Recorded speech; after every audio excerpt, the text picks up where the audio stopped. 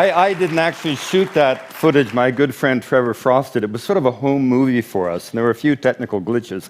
I'm sorry, but all those images were taken within 20 miles of our home in northern British Columbia. And it's my enviable task to welcome you to my city, to my country, to this wonderful place of British Columbia. And just as landscape holds the key to character, culture springs from a spirit of place. Margaret Atwood said that if you wanted to distill the essence of Britain, the United States, and Canada, you only needed to know 3 words: island, frontier, and for Canada, survival. Because it is really the weight of the North that hovers in the Canadian imagination and defines the essence of our national soul.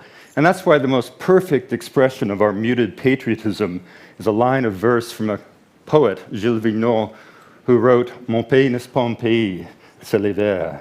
My country is not a country, it's the winter. And when the great British travel writer Jan Morris came to Vancouver, she reported that in Vancouver you could drown in niceness.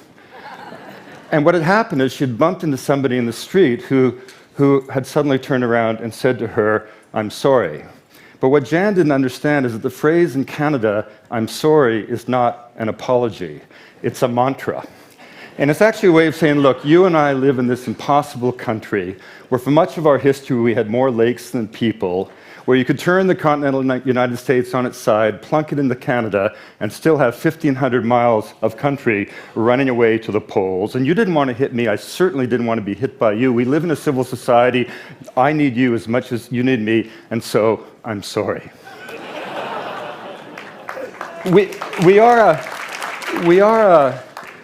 We live in a realm of multiple histories, multiple pasts. For 250 years, our entire economy was mercantile. It was based on the fur trade. Our rivers and lakes were our highways. We traveled by canoe. We were not settlers. And so we encountered the First Nations of the land. We needed them. And so not only did we not make war on the First Peoples, we very often married them. And in marrying them, we moved up in the world.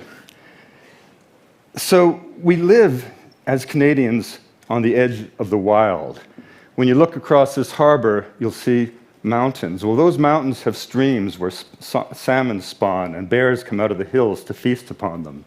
And those very mountains go 1,000 miles up the coast to the Yukon. And so if you ever asked what is the difference between an American and a Canadian, I think the simple answer is Americans look west for heroes, but Canadians look north. Thank you very much.